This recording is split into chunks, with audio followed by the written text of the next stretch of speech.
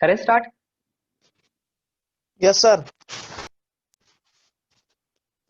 अब हम बहुत इंपॉर्टेंट टॉपिक करने जा रहे हैं, issue of debentures as collateral security. क्या आप में से किसी को इसका आइडिया है? Issue of debentures as collateral security क्या होता है, पहले मैं जानना चाहता हूँ। No sir, no. अच्छा, कोलेटरल सिक्योरिटी का कुछ पता है, मतलब कोलेटरल सिक्योरिटी क्या होता है? नहीं पता है?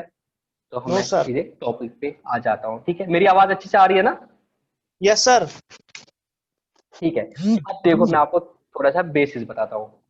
ये कंपनी है, जिसको पैसे चाहिए। ठीक है, कंपनी को पैसे चाहिए तो कंपनी बैंक के पास जाती है। ये बैंक है, तो कंपनी वाले बोलते हैं कि हमें लोन दे दो। क्या बोलते हैं? लोन दे दो। इनको 50 लाख का लोन चाहिए या 5 लाख का लोन चाहिए। बैंक वाला क्या बोलता है इसको? बैंक बोलते हैं कि हम आपको 5 लाख का लोन देंगे, आप कुछ मॉर्टगेज रखो। तो अभी जब से मैंने बोला था फर्स्ट मॉर्टगेज सेकंड, वहां मैंने बोला था कंपनी ने क्या किया था, लैंड मॉर्टगेज किया था। कंपनी ने लैंड मॉर्टगेज किया था, कंपनी ने कोई प्रॉपर्टी मॉर्टगेज की थी। ये सारी मॉर्टगेज कर सकते हैं कंपनी। तो ये क्या बोलते हैं, हम इसको सिक्योरिटी देना होता है। कुछ क्या देना होता है? कोलेटरल सिक्योरिटी देना है। इस 5 लाख के अगेंस्ट में आपको कुछ कोलेटरल सिक्योरिटी देनी होती है, जिसको हम मॉर्टगेज भी बोलते हैं, हाइपोथेकेट भी बोलते हो। आप जब गाड़ी का लोन लेते हो घर से, बैंक से, आपने कोई आरसी चेक किया है? आरसी में लिखा होता है हाइपोथेकेशन विद जेके बैंक, मतलब इसका जो हाइपोथेकेशन है वो जेके बैंक को है। तो कल को अगर आप गाड़ी की इंस्टॉलमेंट नहीं दोगे तो आपकी आरसी जब्त करके उसको बेच सकते हैं, क्योंकि रियल एंटाइटलमेंट उसी को है। इसी तरीके से बैंक जब आपको लोन देता है तो आपने देखा होगा कि बैंक अपने लोन को सिक्योर करता है, तो वो आपकी कागजात लेता है, जमीन के, घर के, जिसका भी आपने गिरवी रखा होता है, जो भी मॉर्टगेज करता है। इस तरह से कंपनी जब बैंक से लोन लेती है तो कंपनी यहाँ पे कुछ सिक्योरिटी देती है, चाहे वो लैंड दे दे या कोई भी एसेट दे दे या कुछ भी करे, या कुछ कैश देता है थोड़ा सा, या अपनी एफडीज होती है, उन सबको वो क्या करता है, अगर बैंक की एफडीज, कंपनी की एफडीज है और उसको लोन लेना है, तो वो लोन अगेंस्ट एफडी लेके तो एफडी को क्या कराता है, मोर्टगेज करता है काइंड ऑफ, तो सिक्योरिटी देता है वो। उसको बोलते हैं कोलेटरल सिक्योरिटी। मतलब आप जो लोन लेते हो यहां से आप कोलेटरल सिक्योरिटी का, हमने कश्मीर में बदकिस्मती के एक ही वर्ड सुना है, कोलेटरल डैमेज बोलते हैं। मतलब एनकाउंटर हो गया, उसमें उल्टा क्या नुकसान हो गया, इसी तरह वो तो हम कोलेटरल डैमेज। कोलेटरल सिक्योरिटी मतलब क्या है कि आप, बैंक ने तो आपको 5 लाख रुपए का लोन दे दिया, आप यहाँ से क्या सिक्योरिटी देते हो, उसके लिए बोलते हैं कोलेटरल सिक्योरिटी। अब मुझे बता दो, अगर कोलेटरल सिक्योरिटी का मतलब क्या होता है, आपने लैंड दे दिया, प्रॉपर्टी दे दिया, एफडी दे दी, यहाँ से गिरवी, 5 साल बाद आप लोन पे करो या जितने टाइम बाद लोन पे कर दो और अपने वो डॉक्यूमेंट्स वापस ले लो। ये सिक्योरिटी का फंडा होता है कि बैंक भी सिक्योर रहेगा और आप जब पैसे दोगे तो वो आपको वो कागजात वापस दे देगा। अब मुझे बता दो, अगर मैं बोलूंगा issue of debentures as collateral security, तो क्या आपको लिटरली मीनिंग समझ आ गया, क्या मतलब है, हिंट समझ आ गया क्या मतलब है इसका? आपने जब बैंक से पांच पांच लाख का लोन ले लिया, आपने जब बैंक से 5 लाख का लोन ले लिया, तो आप इनको यहां से क्या दे रहे हो, आप इनको यहां से डिबेंचर्स दे रहे हो। आपके पास यस सर। डिबेंचर्स है ना, तो आप, आपके पास पावर है कि आप डिबेंचर से मनी रेज कर सकते हो। तो एक यस तरीका सर। है आपका कि आप 5 लाख के डिबेंचर्स क्या है, आप 5 लाख के डिबेंचर्स पब्लिक को इश्यू करो, तो वहां से आपको कैश मिलेगा, जो अभी हमने किया issue of debentures for cash. आप वेंडर को दे सकते हो issue of debentures for consideration other than cash. यहां पे आप क्या करते हो, बैंक से 5 लाख का लोन लेते हो, आप इसको डिबेंचर नहीं देते हो कि आप 5 लाख के डिबेंचर हो, डिबेंचर ले लो कि आप फिर मेरे डिबेंचर होल्डर बने, ये नहीं करते हैं। अगर वो कर दिया, वो क्या हुआ, that is issue of debentures. समझ आई बात? अगर मैं बैंक यस से सर। 5 लाख का लोन लूंगा और उनको बोलूंगा कि आप मेरे 5 लाख के डिबेंचर्स ले लो और मुझे लोन दे दो, तो वहां पे मेरे पास क्या आएगा, आप बोलोगे सर हमारे पास कैश आ गया, कैश अकाउंट डेबिट 5 लाख, तो डिबेंचर्स, यही बोलोगे ना? Yes sir. तो वहां पे बैंक ने क्या किया, आपके डिबेंचर्स में इन्वेस्ट कर दिया। ये मतलब नहीं है यहाँ पे। यहाँ पे आप डिबेंचर्स दे रहे हो एज ए सिक्योरिटी, यहाँ पे आप डिबेंचर्स एज ए सिक्योरिटी दे रहे हो फॉर दैट लोन जो आपने ले लिया। तो जब आप बैंक से 5 लाख का लोन लोगे तो आप एंट्री करोगे कैश अकाउंट डेबिट, तो बैंक लोन अकाउंट फाइल है, सिंपल। तो आपका जो यस बैंक सर। लोन है आपकी लाइबिलिटी है और आपके पास कैश आया। मगर बैंक बोलता है आपको, ये जो मैं आपको लोन दूंगा मुझे कुछ सिक्योरिटी दे दो। आप उसको बोलते हो देखो ये मेरे पास डिबेंचर्स है जो मैं पब्लिक में इशू कर सकता हूं, बट मैंने उनको इशू नहीं किया है, आप ये 5 लाख के डिबेंचर्स अपने पास रखो, आप ये 5 लाख के डिबेंचर्स अपने पास रखो एज ए सिक्योरिटी ओनली। आप इनके यस बदले सर। मुझे कैश मत दे दो, लोन तो अलग से ट्रांजेक्शन हो रही है, आप मुझे ये एज ए सिक्योरिटी रखो, जिस तरह से आप मेरा एसेट रख सकते हो सिक्योरिटी, इस तरीके से आप ये 5 लाख के डॉक्यूमेंट्स रखो कल को अगर मैं पैसे नहीं दूंगा, आप इन 5 लाख को मार्केट में बेच देना एज इफ कि ये मेरी कंपनी के डिबेंचर्स है और लोगों को फिर मैं पैसे दे दूंगी। समझ आई बात? उसको बोलते हैं Yes, issue sir. Of debenture, जो बैंक को देती है एज ए कोलेटरल। इन डिबेंचर के अगेंस्ट में तुम पैसा नहीं ले रहे हो, पैसा तुम लोन का ले रहे हो, बट सिक्योरिटी जो तुम्हें देनी है, तुम ये डिबेंचर्स दे रहे हो कंपनी को। समझ आई बात? Yes, sir. अब मुझे बता दो, अगर आपने डिबेंचर्स इशू कर दिए एज कोलेटरल सिक्योरिटी, जब आपने लोन लिया तो आपने एंट्री कर दी cash account debit to bank account, bank loan account, sorry, ठीक है, cash account debit to loan account, loan being a liability and cash being asset जो आपके पास आ गया। अब मुझे बताओ, फिर आपने दूसरी ट्रांजेक्शन में क्या कर दिया, आपने बैंक को 5 लाख के डिबेंचर्स पकड़ा दिए। अब मुझे Sir, तुम में से bank कोई account बता debit to देगा? debenture. Sir, bank bank receiver है account debit debenture to sir. Debenture, bank इनको मुझे बता दो, आप जब, अच्छा, अब अमान मुझे एक बार बता दो, अगर आपने बैंक को लैंड दे दिया, लैंड के कागज दे दिए, अगर आपने बैंक Yes, को sir. लैंड के कागज दे दिए, तो आप तब bank account debit to land account करते हो? No, sir. लैंड आपके पास ही रहती है, प्रॉपर्टी आपके पास ही रहती है, एफडी आपके पास ही रहती है।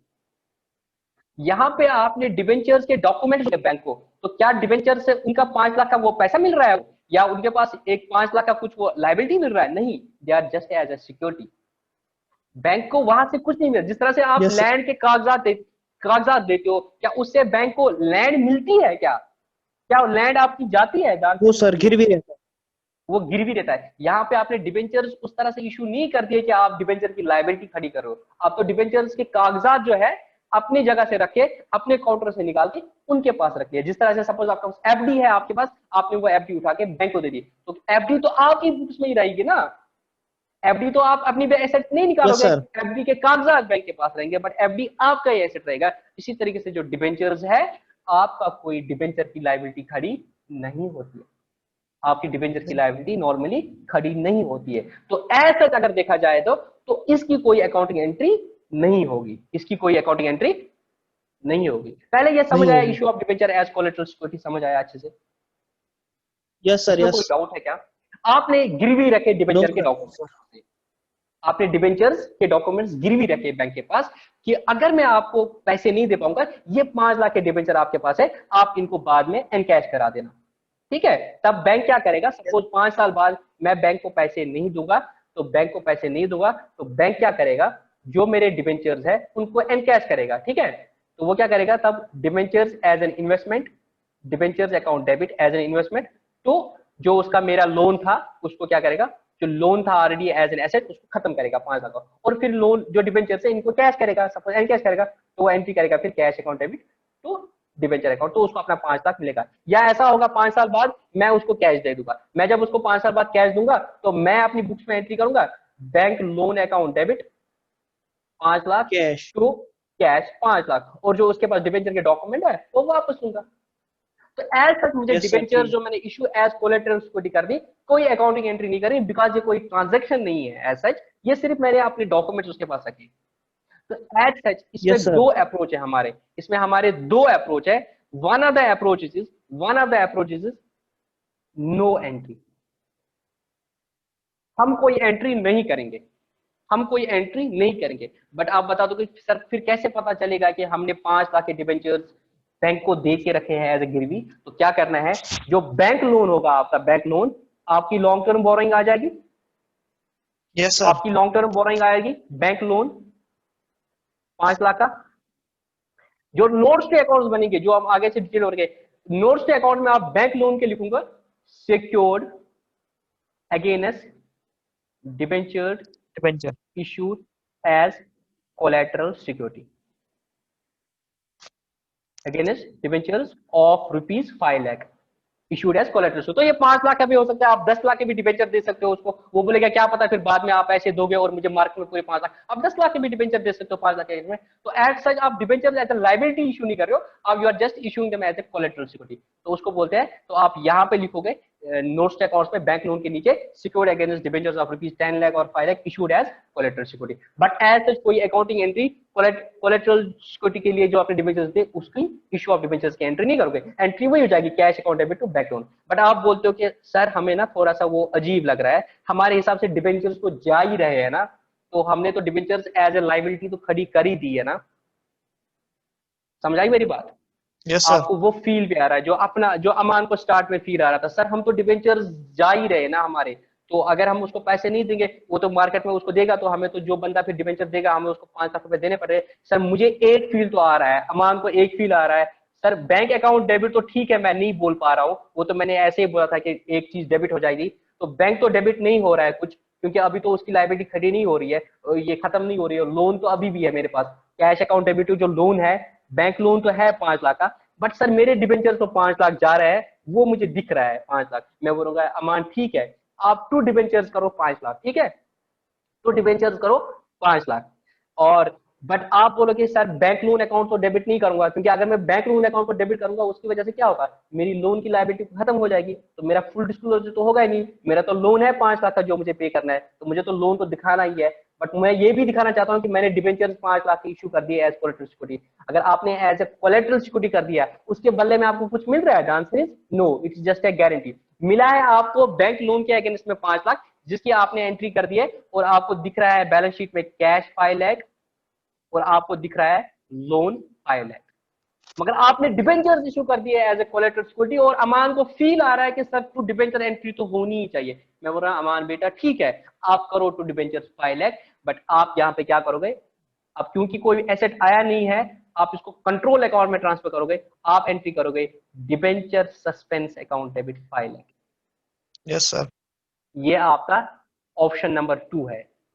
अमान या तो कोई एंट्री मत करो, सिर्फ बैंक लोन के नीचे लिखो these are secured against the debentures issued as collateral security, जितने भी डिबेंचर्स है उतना अमाउंट। दूसरा तरीका है आप एक अकाउंट एंट्री करो, अपने दिल को शांत करने के लिए आप एक एंट्री करो, आप एंट्री करो debenture suspense account debit to debentures account. आपने पढ़ा है सस्पेंस अकाउंट के बारे में, जब ट्रायल बैलेंस में मैच नहीं होता था फिर हम बोलते थे डिफरेंस सस्पेंस अकाउंट में डालते हो, बट प्रैक्टिकल लाइफ में भी हम जब तक हमें पता नहीं होता है कि कोई खर्चा कहां पे जाएगा, कोई चीज कहां पे जाएगी, हम उसको सस्पेंस अकाउंट में ट्रांसफर करते हैं, उसको कंट्रोल अकाउंट बोलते हैं। क्या बोलते हैं? कंट्रोल जीएल बोलते हैं। तो अभी तक हम इनको क्या कर रहे हैं, डिबेंचर सस्पेंस अकाउंट में कर रहे हैं ट्रांसफर, और टू डिबेंचर्स फाइल है, ताकि ऑडिटर होगा कोई भी बंदा होगा उसको पता चलेगा कि कंपनी के 5 लाख डिबेंचर्स कहीं पे है।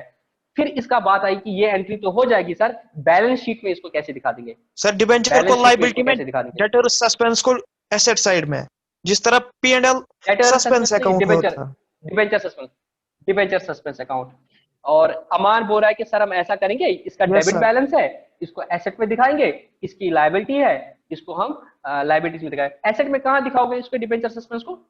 अदर करंट एसेट में क्या अदर नॉन करंट एसेट में?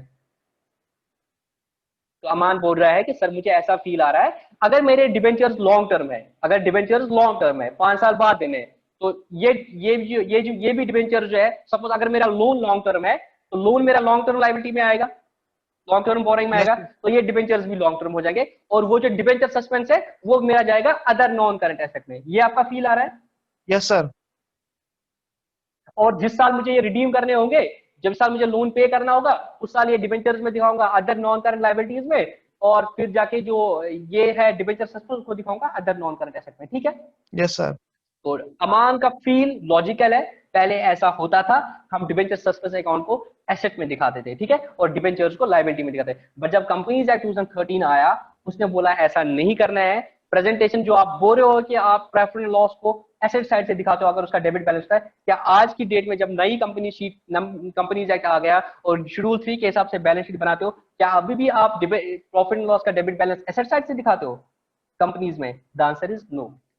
अमान, जो आप अभी बोल रहे हो ना कि प्रॉफिट एंड लॉस का डेबिट बैलेंस हम एसेट साइड से दिखाते हैं, शेड्यूल 3 में जो हम बैलेंस शीट बनाते हैं उसमें हम प्रॉफिट एंड लॉस को एसेट साइड से नहीं दिखाते हैं। वो जब मैं अभी आपको फाइनेंशियल स्टेटमेंट पढ़ाऊंगा ना तब मैं बता दूंगा, उसको हम प्रॉफिट एंड लॉस को कहां दिखाते हैं? रिजर्व्स एंड सरप्लस में। क्या दिखाते हैं? Reserves and surplus. Reserve and surplus.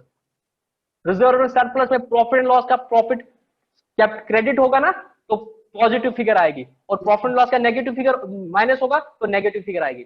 बाकी रिजर्व होंगे, जनरल रिजर्व होगा उसका पॉजिटिव होगा। नेट में जब प्रॉफिट नेगेटिव आएगा, प्रॉफिट या प्रॉफिट आएगा मतलब पॉजिटिव आएगा वो आएगा, प्लस माइनस होगा। मतलब प्रॉफिट एंड लॉस को हम एसेट साइड से नहीं दिखाते हैं, उसको रिजर्व एंड सरप्लस में दिखाते हैं। सरप्लस होगा तो पॉजिटिव फिगर आएगी, नेगेटिव होगा तो नेगेटिव फिगर आएगी। समझ आई बात अमान? तो यस उसी सर। तरीके से जब हम प्रॉफिट एंड लॉस को आप एसेट साइड से नहीं दिखाते, because these are fictitious assets and companies that says when these are fictitious, why are you showing them on the asset side? Show it in the reserves, na, adjust in the reserves. You have negative reserves, show yes it as a negative figure. The ultimate, it has to be borne by the shareholders. The shareholders fund will be less than. तो हम उसको as a shareholders fund में दो चीजें आती है, share capital और reserve surplus. ये मैं अच्छे से आपको करा दूंगा आगे। तो रिजर्व सरप्लस में नेगेटिव फिगर कितनी जाने दो। इसी तरीके से डिबेंचर्स सस्पेंस कोई एसेट नहीं है तो इसको मैं एसेट साइड से नहीं दिखाते, तो इसको हम बहुत सिंपल चीज करते हैं। हम क्या करते हैं, जो मेरी लॉन्ग टर्म बोरोइंग आती है ना, long term borrowing, long term borrowing में हम नोट बनाते हैं। सपोज नोट नंबर 1, अब नोट नंबर 1 में क्या आएगा, बैंक लोन आएगा 5 लाख का, ठीक है। और फिर यहां यस पे सर। आएगा डिबेंचर्स 5 लाख के, less debenture suspense, less debenture suspense 5 lakh. इसका ओवरऑल फिगर नील आएगा। मतलब इसका बैलेंस शीट में डायरेक्टली कोई इंपैक्ट नहीं आएगा, बट बैलेंस शीट की जो नोट्स के अकाउंट्स है वहां पे तुम इनको लॉन्ग टर्म बोरोइंग्स में दिखाओगे, डिबेंचर्स 5 लाख के, उसमें लेस करोगे debenture suspense, debit balance, credit debit खत्म हो जाएगा, ओवरऑल बैलेंस शीट में फिगर 0 आ जाएगी। बट इसका डिस्क्लोजर नोट्स टू अकाउंट में हो जाएगा कि हाँ आपने डिबेंचर्स 5 लाख के कर दिए और उसको ट्रांसफर कर दिया सस्पेंस अकाउंट में, डेबिट क्रेडिट खत्म, उधर नील फिगर आ जाएगी। तो आप अपनी बुक से भी देख लेना इसको कैसे इसका प्रेजेंटेशन होता है, debentures issued as a collateral security. समझ आई बात? Yes sir. तो हम दिखाते हैं लॉन्ग टर्म बोरोइंग में डिबेंचर जितना भी वैल्यू होगा और लेस करते हैं डिबेंचर सस्पेंस अकाउंट। और जब लोन पे करेंगे, जब हम लोन पे करेंगे हम एंट्री क्या करेंगे, loan account debit to cash account. और उसके बाद इस डिबेंचर की क्या जरूरत है, कोई डिबेंचर उससे वापस लेंगे क्या, डिबेंचर सस्पेंस की जरूरत है? Answer is no. उसके बाद हम एंट्री करेंगे, जब हम लोन पे करेंगे हम एंट्री करेंगे debenture account debit 5 lakh to debenture suspense 5 lakh. तो इस तरीके से ये 5 लाख का क्रेडिट, 5 लाख का डेबिट खत्म, ये 5 लाख का क्रेडिट, 5 लाख का डेबिट खत्म, लोन भी पे हो गया, डिबेंचर का सस्पेंस अकाउंट की जरूरत नहीं है, डिबेंचर वापस नहीं। उस तरह से ये अकाउंटिंग एंट्रीज क्लोज हो जाएंगे। तो ये दूसरा तरीका था। पहला तरीका था हम इन अकाउंटिंग को ही नहीं करते, ना डिस्क्लोजर की जरूरत थी, सिर्फ लॉन्ग टर्म बोरोइंग में जो बैंक लोन था उसको नीचे नरेशन में लिख लेते थे नोट्स अकाउंट पे, issued secured against the debenture issued as collateral security, और जितना अमाउंट था डिबेंचर था वो वहां पे मेंशन कर सकते। तो दोनों ऑप्शंस के पास है आपके पास है, चाहे ऑप्शन नंबर 1 चूज करो या ऑप्शन नंबर 2 चूज करो, बैलेंस शीट में कोई फर्क पड़ने वाला नहीं है। समझ आई बात? Yes sir. बहुत अच्छे तरीके से समझ आया कि अभी भी थोड़ा डाउट है? Issue of debentures yes sir, समझ आया। एज ए कोलेटरल सिक्योरिटी अच्छे से समझ आया?